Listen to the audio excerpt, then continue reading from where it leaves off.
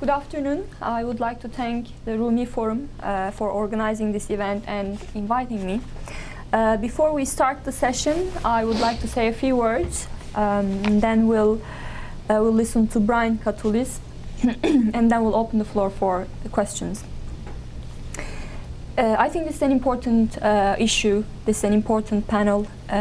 For decades, both Western scholars, Western political scientists, and policymakers have looked at the region, the Islamic world, through Orientalist eyes, and basically believed that there was something inherent in the Islamic political culture that did not allow democracy or democratic values to flourish in the region.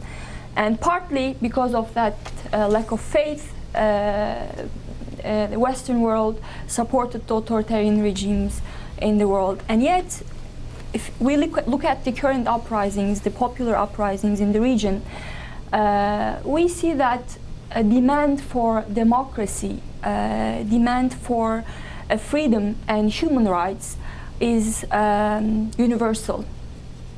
And of course, the Western world is now at a very critical juncture, which requires the transformation of Western understanding or Western reading of the Islamic world. So in that sense, I think today's discussion is quite timely and important. And we have here Brian Katulis. He is a senior fellow at American Progress, where his work focuses on the United States national security policy in the Middle East and South Asia. And he has served as a consultant to numerous US government agencies, private corporations, and non-governmental organizations on projects in more than 24 countries, including Iraq, Pakistan, Yemen, Egypt, and Colombia. So, Brian, welcome, and we're ready for your presentation. Great, thank you, and thanks for all of you coming to brave the heat and to hear this talk and have what I hope will be a dialogue. I want to thank Jenna, who started this off, for being very persistent in getting me here. I think we met last fall, and she'd been asking, can you come, and between work and being a new father, it's just been a very difficult juggle. And thanks to the Rumi Forum for hosting, because its mission of seeking to foster interfaith and intercultural dialogue, I think, is essential. And before I get underway, I mean, I think there really is a change dynamic going on in global politics that very much connects with the power of faith, and it's changing the way that power actually is exercised around the world. Those institutions, like the Pentagon, like the State Department, simply don't have the power and the ability to shape dynamics around the world in places like Afghanistan and in the Middle East. And I think it puzzles them, because I think there's a certain assumption about how power works and whether we send troops in a certain place or have loan guarantees for a particular country. And then when things aren't stable, I think part of it, the analysis within the government, is that they're not looking to these other institutions like faith and non-governmental institutions to really shape dynamics. And in a way that's not a simplistic clash of civilizations model. I want to talk today generally about the Middle East and what's going on and how I view the Obama administration's approach to it. The title of the talk was Changing the Mindset, which comes from a comment the president made several times when he was a candidate and just a senator. And if you remember, during the debates, when he was asked about the Iraq War, he said, I don't want to only end the Iraq War, I want to change the mindset that got us into the Iraq War. And I know for a fact that this is one of President Obama's favorite things that he said himself on the campaign trail, and it's something that I think he carries with him as he goes into these national security meetings, because of the struggle of changing that mindset, that simply a president himself can't do that alone, that he has to contend with a lot of forces in the world, and then also bureaucracies in the United States. And in the Middle East right now, quite clearly, the region is changing so rapidly.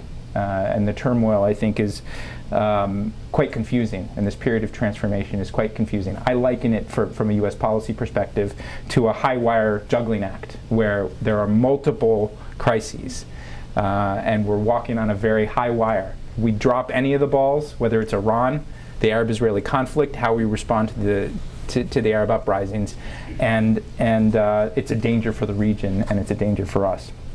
But before I go into my talk, and I wanted to highlight 4 things. One, I think, are the sorts of opportunities that exist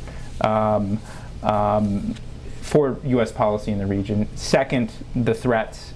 Third, take stock 6 months into where we are, and then finally offer some thoughts moving forward, and try to close a little bit before 1 so we can have a dialogue. But as I was thinking about this period of change and what's going on in Yemen and Syria, and it's hard to keep up, even if you're an analyst and you're paid to actually, think, write, and talk about this. It's very hard to keep up with how quickly the events are. I was thinking about a trip I had to Israel and Palestine in February. And in early February, I was in a meeting at the Israeli Prime Minister's office in Jerusalem. And this was that week, if you remember, before Mubarak stepped down. And you remember the images of the Egyptian people in Tahrir Square and the suspense about what was going to happen. And there was this sort of energy and enthusiasm, and I think mostly positive energy and enthusiasm at that period. And there was this uncertainty about what the Obama administration was doing. And President Obama, if you remember at that period, wasn't saying, Mubarak, you should leave. They were focused on, I think, a talking point of an orderly transition. And in these meetings, and in this particular meeting with the top Israeli advisor to Benjamin Netanyahu, we were talking about Iran and the broader regional events. But if there was a central theme, it was this question that was asked by many Israelis. Why is President Obama throwing Mubarak under the bus? And this was before Mubarak stepped down, and even before there was even a clear signal. And what was interesting is when I came out of that meeting, and it was a cold, rainy night in Jerusalem, and as soon as I got out of the Prime Minister's office, I got a phone call from a friend of mine that I knew from my time in Egypt, when I lived in Egypt for 2 years in the 1990s. And he was in Tahrir Square. And he said, over the phone, he said, Brian, why is President Obama standing so strongly behind Mubarak? So 2 180-degree opposite perspectives from different parts of the world looking to President Obama and seeing 2 different things. And in many ways, I think that vignette, that story, is relevant to where we are right now in the Middle East and where we're likely to be for years to come. Because I think the Middle East has entered a transition period that, even though events are fast moving, this is likely to take years to unfold, in my view. It's going to be a generational challenge, and it's a fight largely that will be fought by people in the region. And from a U.S. policy perspective, there's a simple choice. We can either attempt to preserve an unsustainable status quo that started crumbling, I think, years ago, or we can use our powers to try to shape these trends and events as best as we can. And I think, these fast-moving events, if there's one dangerous consequence for U.S. foreign policy, and from what I see in the daily interactions I have with people at the State Department and the White House, is that it's forced U.S. officials actually into this tactical, reactive, and crisis management mode. That's been the story for Middle East policy, I would say, for years and perhaps decades, that we're often reacting to events. But I think that's the case now. The people who are charged with thinking a few years or even a few months out are now charged in the bureaucracy of thinking what's going to happen in 2 weeks or what's going to happen a week from now. And I think that's one of the clear dangers. First, the opportunities for the region and for U.S. policy in the region. Number one, I think quite clearly, and the President was clear in his speech last month, this is an opportunity to recognize what has been one of the biggest deficits and problems in the region, the deficit of dignity and justice for people in the region. And I wrote a book in 2008 that was called The Prosperity Agenda.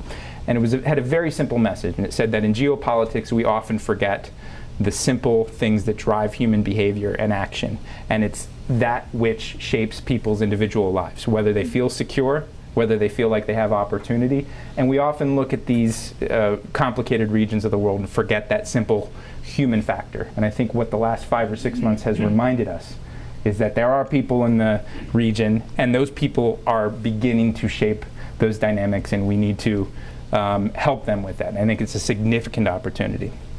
Second, I think the uprisings, and this has been said many times, and the president said it very well, has demonstrated that al-Qaeda and all of the militant groups are irrelevant to a lot of these trends. For the last 20 years, al-Qaeda and its leaders and some of the radical fringes among Islamists have built their ideological platform on two pillars.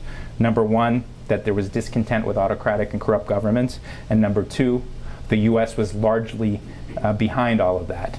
And the fact that the al-Qaeda and its affiliates had nothing to do with these changes, I think, is a significant opportunity that I think the president is starting to seize. And then third, this is sort of slipping into what I think needs to come next. But third, I think this is an opportunity to change the way that we've done business in the Middle East for quite some time. And what I've noted, I think, has been, for the last 10 or 15 years, an over-militarization of the approach that the United States has had to the Middle East, to the detriment of looking at diplomacy, economic tools, and other things. And I see David Mack here in the audience, and he has a long career in doing all of this. But what has struck me is that particularly, and it continues under the Obama administration, is that even though we talk, or this administration talks about smart power, we've not yet put our money where our mouth is. We've not yet, in a review that I know is happening right now on Afghanistan and Pakistan policy, a review that people recognize the previous reviews focus so much and almost too much on troop numbers. They're doing it yet again in terms of what is the main deliberation. And David Ignatius had a great column this morning saying that we've focused too much on those military tools. Second part, what are the threats? I think very quickly, there are still enduring threats from some of the terrorist movements. Even though al-Qaeda is irrelevant, I think there's a still enduring threat from its affiliates, in particular in Yemen and in other places. A second leading threat, which I think we all should be worried about, is the prospect of civil wars. And I think we have one on our hands potentially in Libya. There's signs that Yemen and Syria face this threat too. When you see the news that security forces in Syria may have been engaged against each other. And we need only look at the recent history in the Middle East to see that in 3 countries, Algeria, Iraq, and Lebanon, we had more than 100,000 people killed in civil wars over the last 3 decades. It's a very real and live prospect, and we should guard against that, and we can talk about how we do that. A third threat, I think, is the prospect of renewed Arab-Israeli conflict. It's ever present, and I think the president made the right decision in his speech to try to highlight the need to move forward. And we can talk about the controversy over this 1967 borders with adjustments and this political firestorm. But I think less than analyzing the speech, I think we should look at the policy, which I'll get to, and whether there actually is a strategy. The last 2 threats I would highlight would be the unresolved conflicts in Iraq. For years, and part of my first 3 years at CAP was intensively focused on Iraq. And now, it's in our rearview mirror. But as we see nearly every other day, there's a major attack by terrorist groups. Just earlier today, Leon Panetta, in his confirmation hearings, estimated that there are 1,000 members of al-Qaeda or its affiliates in Iraq, which struck me. I mean, it seemed like a very high number, but when you think about sort of the regular steady stream of attacks that are still there, there's this perception that our surge in Iraq, quote unquote, worked. And I actually think, there's much more complicated dynamics, and that's a country that's not inherently stable. Finally, Iran and its regional role is, I think, an enduring threat. That it's one of the balls that we continue to juggle. And my view is that we need to continue to stay engaged in trying to shape the calculus of Iran's leaders, and that it would also be cataclysmic if we looked at some sort of military solution to this attack. I'm going to wrap up by offering just a couple of thoughts on where we should go from here, and then open it up to your questions in terms of where we should go on U.S. policy. I think first, number one, clearly President Obama spent a lot of political capital on the speech that he delivered last month, 2 weeks after, or 2.5 weeks after they killed bin Laden, which was a major coup, and I think boosted his power and ability to shape dynamics. What this administration has not been good at has been following through on its speeches from day one.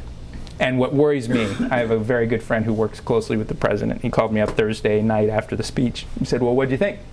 And I said, well, if you spent the amount of time that you put into sort of doing the speech, tweeting the speech, briefing the speech, talking about the speech, that you do to implementing your policy, then I think you'll be okay. But if you look back on what happened with the 2009 Cairo speech, or a lot of what was done even on Afghanistan, where I think we've dedicated significantly more resources, the follow-through and the implementation, I think, is always lacking and wanting. And I think the speech, leaves a lot of open questions, not only about the Arab-Israeli conflict, but how we're going to manage particularly difficult aspects of the Arab uprisings. Because the president has drawn some lines in the sand, and nearly 10 or 12 hours after drawing some lines in the sand on Syria, those lines were crossed by the regime. And I think, again, this week, as we see from the news, there's another concerted attempt to work internationally on Syria and try to address some sort of challenge there, or develop a policy response, and it's still incomplete. So number one is, I think we need to have a clear point person that would follow up on the Obama speech. It's not clear to me, and I know it's not clear to people in the administration, who is actually guiding Middle East policy overall. There's no, people have hints, and there's always rumors and conspiracies, and I actually think the broad brush, if you're going to actually devote so much time to a speech, somebody needs to be singularly appointed. And it shouldn't be just John Brennan on certain issues, or Hillary Clinton checking in on other issues. The lack of an integrated political, diplomatic, military, security, and economic strategy and a point person, I think, is part of the problem. Second, it's not just personnel, as I indicated. I think that we need to help countries develop political, security, and economic reform agendas for themselves. Clearly, as the administration has said, there's no one-size-fits-all approach, but that the singular person needs to actually be empowered then with teams to manage the situations in these countries.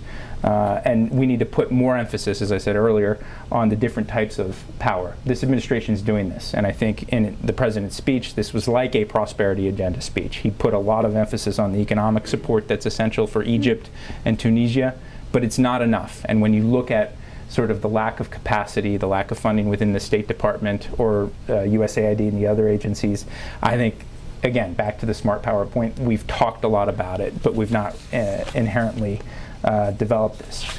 A third point, and this relates to some of the issues we were talking about on Turkey earlier. I think it's key that the United States needs to work intensively on a diplomatic basis with key allies in the region, like Turkey, like Israel, and like Saudi Arabia, to get as close to strategic alignment on most issues as possible. And that's what I think is important, and talking about it in that way is important, because I think, and let me focus on Turkey and just the aspect of Turkey, I think there's an unhelpful political and somewhat policy dialogue in Washington, and a caricature of Turkey turning its back on the West and turning to the East. And it's part of a broader, I think, political attempt to frame what Turkey is doing in the region, and to frame also the Obama administration's approach to foreign policy as naive and simplistic, and look, what is Turkey providing for us? We're not going to agree with Turkey on all issues, nor will we on Saudi Arabia, the country that everybody mentioned was not mentioned in Obama's speech.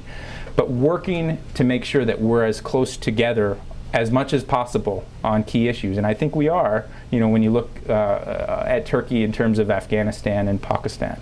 I think there's more sort of agreement on Iran between Turkey and the United States behind the scenes than I think the dust-up of last year that happened. But continually working these issues, because I think there's this perception, and going back to the change of the mindset theme, that the U.S. needs to lead all of this. And I think we're in a new era in the Middle East where other actors are asserting themselves in their own way, and they're seeking to project power in their own way and advance their interests. And I think a fundamental task of the U.S. is not to lead everything, but to actually marshal the support and try to coordinate the efforts of all of the countries.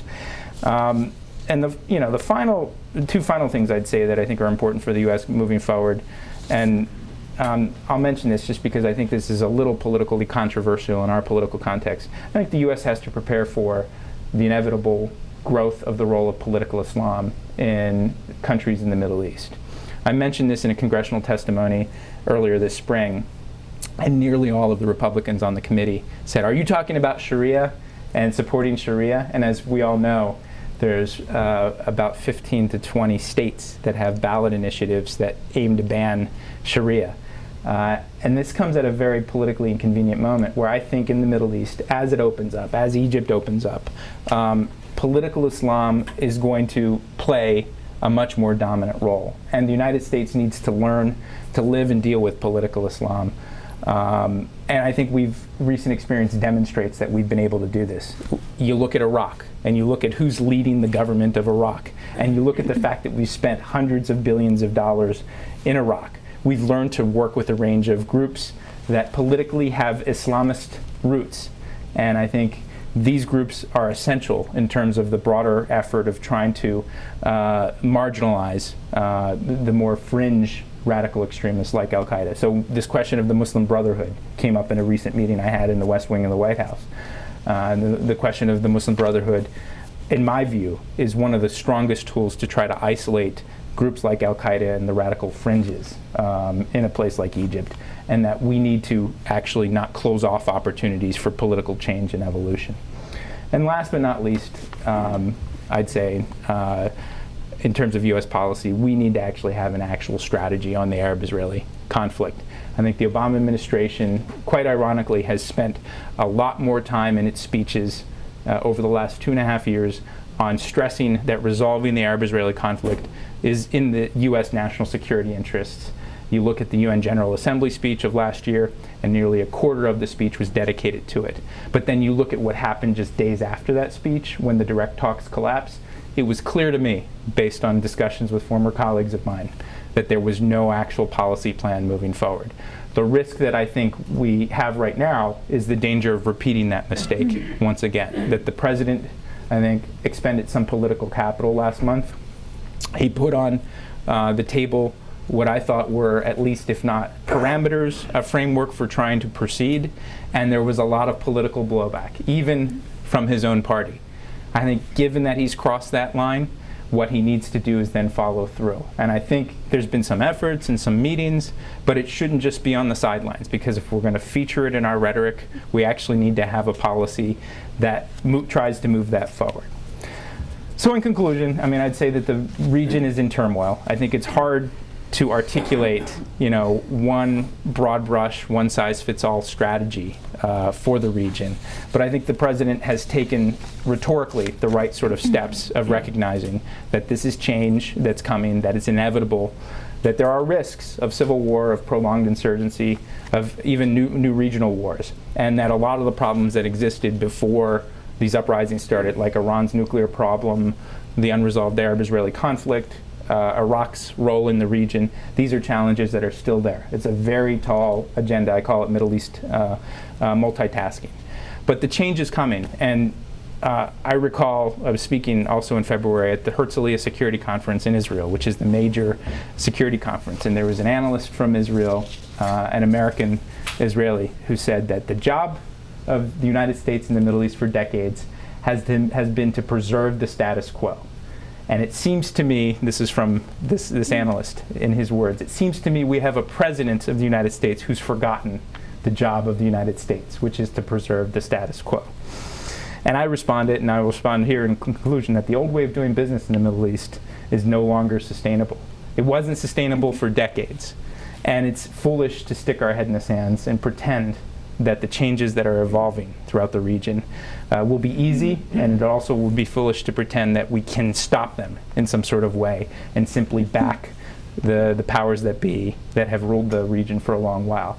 Changing the mindset in the Middle East means changing the way of thinking about who we need to engage with in the Middle East and understanding dynamically. This is a region that was stuck in many ways, is becoming unstuck, and in that process of change and evolution, there's going to be a complicated confusion about how we go on here, but I think we need to first and foremost understand with humility that the U.S. still has an ability to help shape events, but that we can't stop the change that is coming to the region.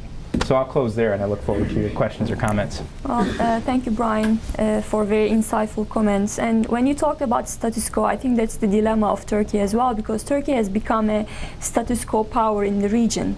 And that might partly explain the confusion about Turkey's reaction to these popular uprisings. But I would like to say something about the United States, where the US is in the region. I think what these uprisings have shown is that legitimacy has become a very important concept in the region, which means that all these people in the Tahrir Square, people in Syria, people in Yemen, they're all demanding legitimacy.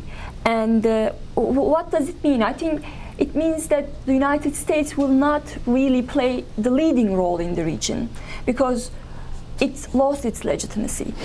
So there will be a power vacuum, and I think Turkey it becomes important because of its historical, because of its regional religion and identity dynamics. It's considered a legitimate power in the region, but yet the problem is, again, Turkey has become a status quo power. So what's going to happen? What will happen to Turkey? What will happen to Turkish US alliance in the region? So I think these are all questions that we have to think about. Yeah. Well, I mean, I agree completely, and just based on a trip I had to Turkey in March, I was struck by a number of things. First, through the month of March, if you look at the evolution of the official Turkish position on the question of Libya, it started with Prime Minister Erdogan in a conference in Germany saying that we won't participate in any sort of illegitimate action by NATO, and that he was even implying, and some other members of his government, that there were conspiracy theories involved with what was going on in Libya. And then by the end of the month, you had Turkey fully on board with the arms embargo, actually participating militarily in the arms embargo, and this sort of adaptability. You know, again, we were talking a little bit about this. Some have accused the Obama administration of hypocrisy in terms of how it approaches Libya versus Bahrain versus Yemen. I would say it's not hypocritical at all, because they don't pretend that there's some universal standard that's applied. And I think in that sort of way, Turkish foreign policy is about, you know, they're changing the mindset in terms of how you do business. I think, again, the politics of a place like Libya or Syria, when Turkey has so much economic interest involved in those countries, it makes it a little bit more difficult, and it changes the very nature of statecraft, I think. And that's what's going on. When I was saying in a little bit, what at the start, what Rumi Forum is trying to do is to understand that which it means to be powerful, to get what you want to get done, has changed in the global arena, and it's actually changing in the Middle East. And this question of legitimacy is at its core. And even if you look at the Obama administration and the president's latest speech, which I thought was quite good on the Middle East, we grope for the frameworks that we think can help provide stability and legitimacy. So there's a strong focus on the economic dynamic, which I strongly support and wrote a book about it. And there's also a focus on democratic elections. And it's interesting to me to see Saudi Arabia supporting a roadmap for Yemen that has some sort of elections in there.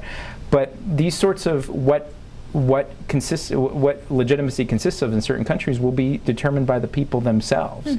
And I think understanding, when I was saying, you know, with humility, that we can actually help shape, people still look to the United States. And what struck me when I was in the Middle East throughout some of these uprisings, the fixation on what the president was going to say about Egypt next, the president of the United States, it still matters quite a lot, but it doesn't matter as much as it did, say, 15 or 20 years ago. And it's a new type of dynamism that both Turkey and the United States are going to try to have to adjust to.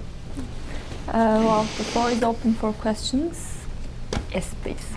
I'm Dr. Caroline. Yeah. I'm Dr. Caroline Poplin. I'm Jewish. I'm a Zionist. I'm a member of Peace Now and J Street. And watching Netanyahu is like watching a Greek tragedy. Everybody in the audience knows what's going to happen, and the hero goes ahead nonetheless and walks right into a tragedy. My sense from Peter Beinart's article, from a poll I saw delivered at Brookings, is that support in this country as generations move forward, support for Israel is dropping. and in the general population, not on Capitol Hill. And I was wondering if A, you think that's true, and B, you think the administration is aware of it, that what they see on the Hill from a small group of rich, powerful, Democratic supporters, but right-wing as far as Israel is concerned, that they don't represent either the Jewish community as a whole or America as a whole. They're just a small but very, how shall I say, a very intense interest group. Yeah. I think there's a recognition of that, and that there's today, in 2011, much more ferment on the politics of the Arab-Israeli conflict than there was, say, even 10 years ago. And what J Street is trying to do, and I spoke at their conference as I did at APAC's a little bit later, is to try to give voice to a lot of the people in the Jewish American community like yourself who feel like these old mainstream organizations aren't representing their interests. And I think Peter Beinart's article, which you mentioned, is soon to be a book that will be out in the fall. And I was talking to Peter a little bit about it, but in his deeper investigations on the book, he's uncovered some more sort of these dynamics where a lot of the traditional organizations that are aimed at supporting Israel are stuck in the past. And what worries me the most, though, as a policy analyst and somebody who lived in Israel for a couple of years in the 1990s, is that not only are the groups that profess Israel, support for Israel as their main, objective stuck in the past. My fear is that the strategic thinking in Israel itself is stuck in the past. I mentioned my brief sort of comment at the Herzliya Security Conference, which is this premier sort of security conference that talks about Israel's role in the region, the changing dynamics, and other things. And what struck me at that conference was attended by top military and intelligence officials and academics in Israel, was the utter lack of strategic thinking among Israelis, which is very dangerous for Israel. And I think we sometimes, even in our own foreign policy, forget the basics of what a strategy is and what strategic thinking is. I mean, it's almost pedantic to say, but we often even produce think tank reports and other things that say this is a strategy, but then when you read it, it doesn't have the core elements, which are clearly identifiable objectives, a set of tactics that are prioritized, and then a way of actually implementing those sort of tactics. And within Israel, and this is what I think is most dangerous, and I think everybody blames Netanyahu, and I think he's a peculiar political figure, but I think he's also, as a democratic system, is a reflection of the sort of conundrum and challenges Israel's facing. And I understand why I think there's been this overemphasis on tactical and reactive thinking in Israel, because they're in a very difficult sort of situation. But at this conference and then in other discussions, if you were to ask Israeli officials, what is your strategy to deal with this, it was essentially a set of tactics to build more walls, to blame, at that time it was Hezbollah for taking over the Lebanon government, to blame Turkey because it was acting the way it was on the flotilla and other things, and really I think to retrench. And it was quite a contrast to when I'd lived in Israel back in the 1990s, when Rabin and then Peres, they had somewhat of a vision, and maybe that vision was a little proven to be too optimistic, but they knew how to assert sort of this is what the region would look like. And in fact, I'm sorry for the long response, but I think this absence of strategic thinking is very dangerous for Israel's interests and for U.S. national security interests.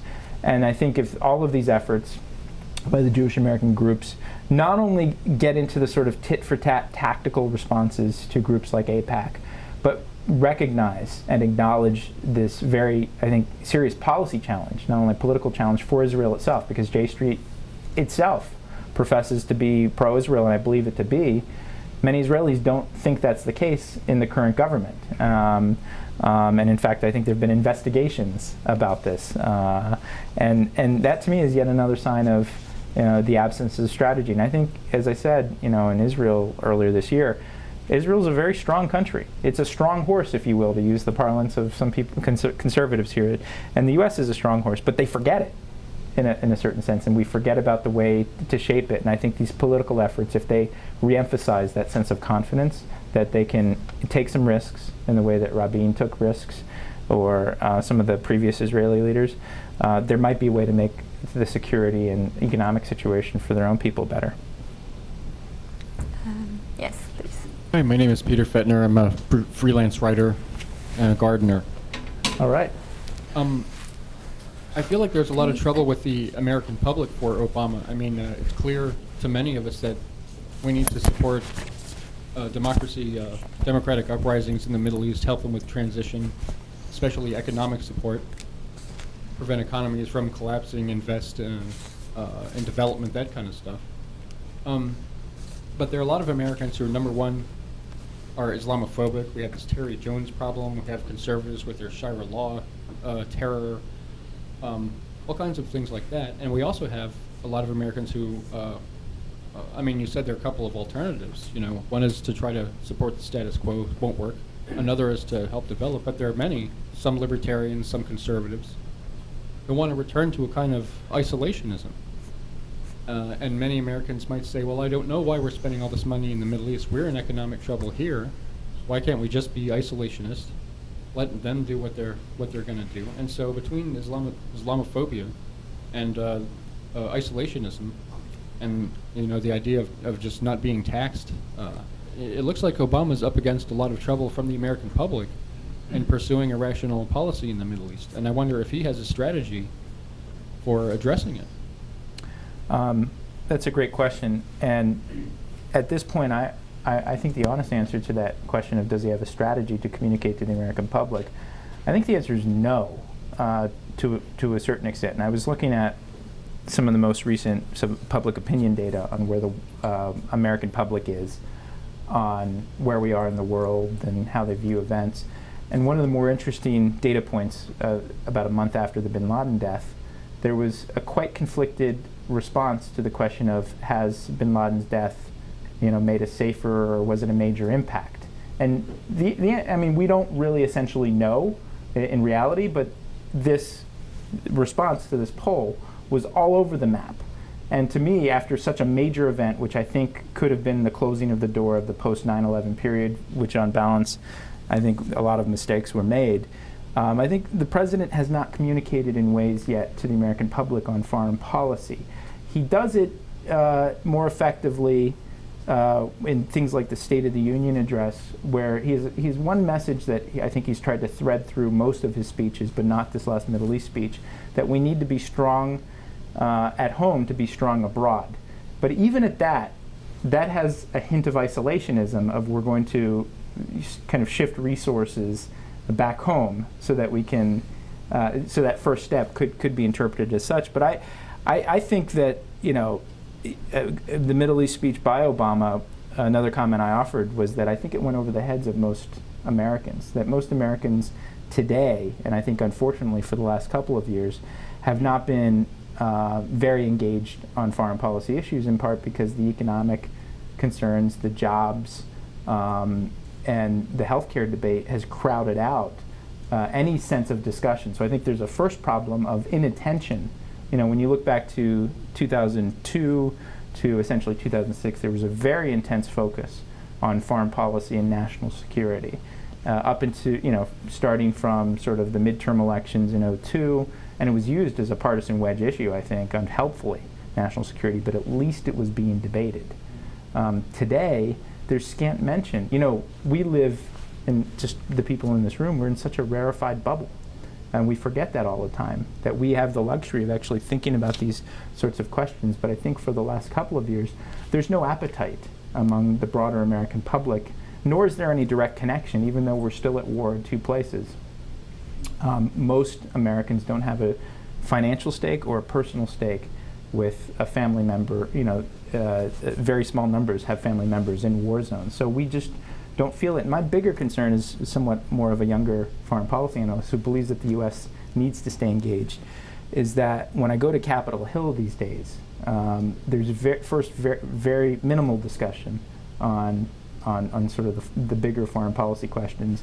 And then more importantly, I think less appetite for investing in the sorts of things that I think we need to do, like the State Department reform efforts that this administration has talked about with smart power, not dissimilar to sort of Condoleezza Rice's transformational diplomacy. And all of these concepts, nobody has figured out how to make sure that there's strong domestic political support for this. And my concern that I was going to highlight is that later this decade, not anytime soon, I don't think like we're going to cut the budgets drastically for staying engaged in the world, but later this year, that when you look at demographics and political dynamics in this country and an aging society, that there will be, if not isolationism, a retrenchment of sorts. And then if you look at the first decade of this century, where there was maximum political capital to spend money, and we spent trillions, literally, when you add up all of the costs of Iraq, Afghanistan, and around the world. And I think historians will look back and say,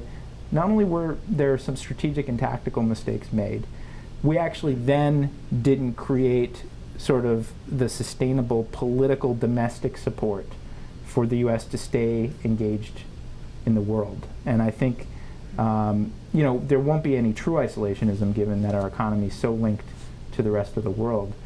But the sort of tools that we should have been investing in the first decade of this century, there won't be any political sort of capital to do this. And you just look at the last budget deal. Despite all of our talks about smart power, the Pentagon gets an 8% increase and the foreign operations gets an 8% decrease. Those trends will actually get stronger, I think, unless there's another sort of shock to the system. And this last thing I'll say is that I think, yes, President Obama can do a better job at articulating that, but I also think heading into re-election and given sort of the latest jobs report and other things, I would expect even less of this, because I think the center of gravity in our politics, like it or not, will be sort of how do we take care of the problems here at home. Well, we have time for 2 questions. Let's take them. My name is Mazen Ayubi. I'm with the IC Architects. I've been here in this country since '74. What is, in your opinion, the time period between stating policies of administrations and things that happens on the ground? Because very often, even the Prime Minister of Turkey didn't pick up on the Libya until a month. Yeah. So what do you expect, the people in the region that are incarcerated, they don't have any media, they don't have any representations. And just like the gentleman from Tahrir Square calling you, and he was able to call you and say, well, what's happening? The president is not still trying to support. The same thing happens again. Those mistakes, like coming into Syria and say, well, Bashar had an opportunity to reform, although he had been there for 11 years. He had nothing but repression and killing his own people, or he had to get out of the way, and nothing happens. I mean, you have really a disconnect between policy and policy implementers. How, if there is a good policy, how is it, in your opinion, that can really come down? We are living in an age of Facebook and Twitters, and the dynamics. Who had thought that Mubarak and his family, can fall within 3 weeks? Yeah. I mean, these are, so in your opinion, what it have to do here in this country, the State Department or otherwise in the administrations, to really transform those policies into actions on the ground, whether it is being in Afghanistan or Syria or anywhere else in Yemen and so on. Yeah, great. Hi, I'm Cynthia Butler. I'm an attorney in town. Yeah. Okay. Recently, Alain Juppé, the French foreign minister, went before Brookings and noted that when the Palestinians go in September to the UN to get a statehood declaration unilaterally, that's really going to be problematic for a lot of reasons, unless there's a peace process over the summer, and invited people to Paris for the peace process.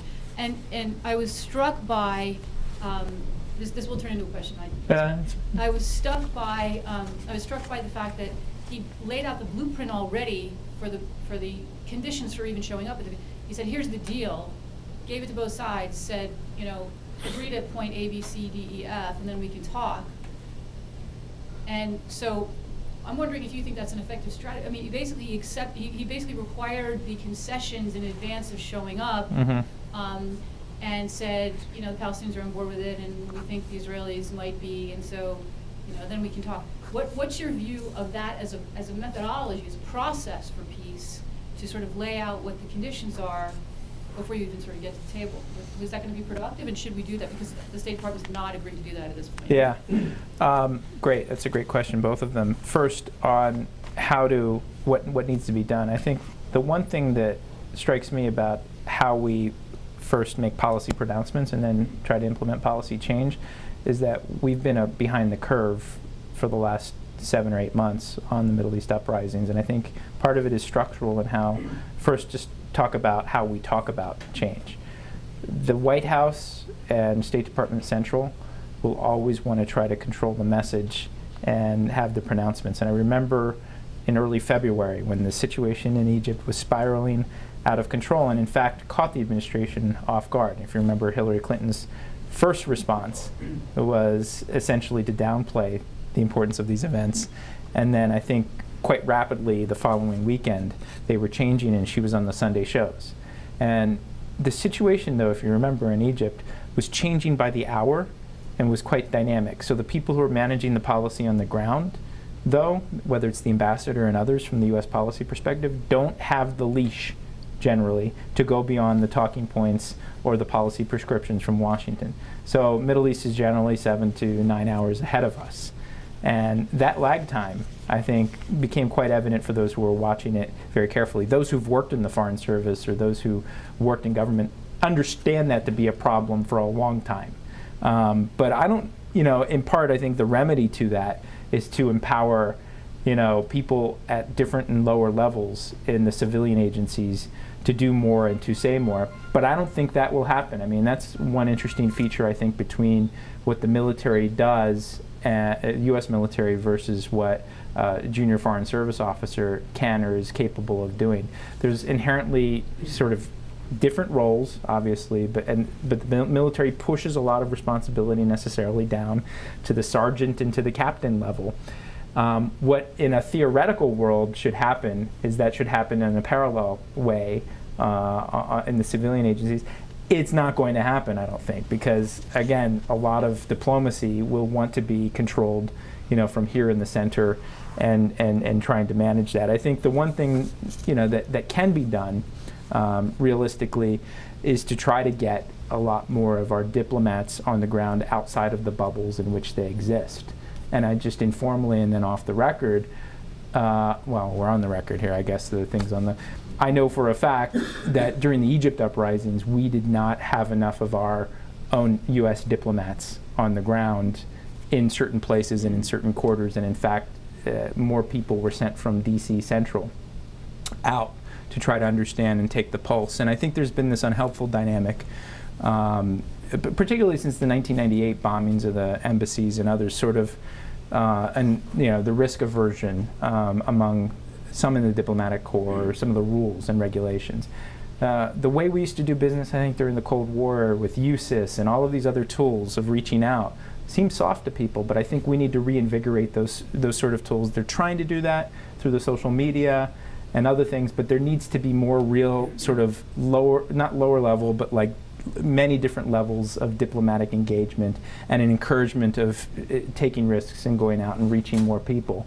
Those people will never, I think, be able to make big policy decisions, but they'll be able to help us understand sort of the actors on the ground in a dynamic situation and then shape sort of the dynamics directly with sort of lower level diplomacy.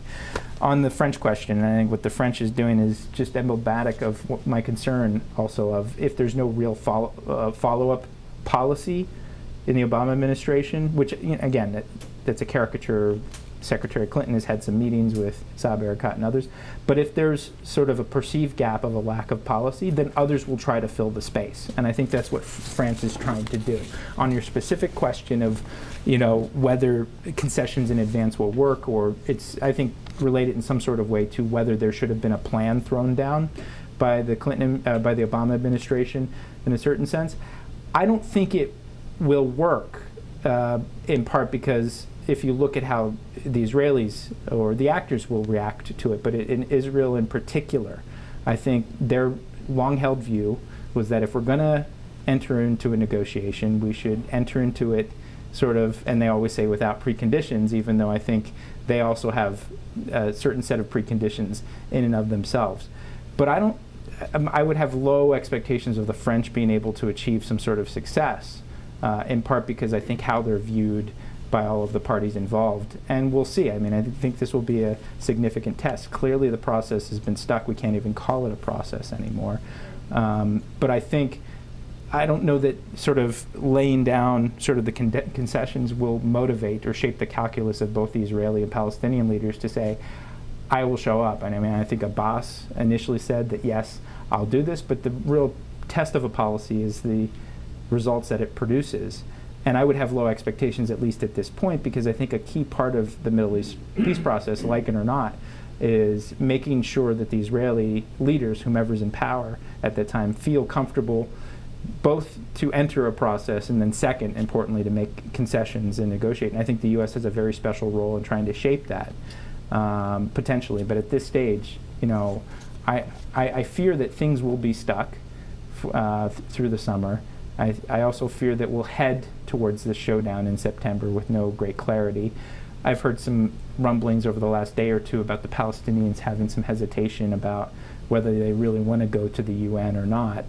But fundamentally, I think at some point, both the Israeli leadership and the Palestinian leadership are going to have to sit down and try to hammer out and move forward on a process. I mean, and the last thing I'd say, so I'd be generally skeptical about any outsiders sort of trying to set all of the parameters in advance, because I think the parties themselves need to lead that process.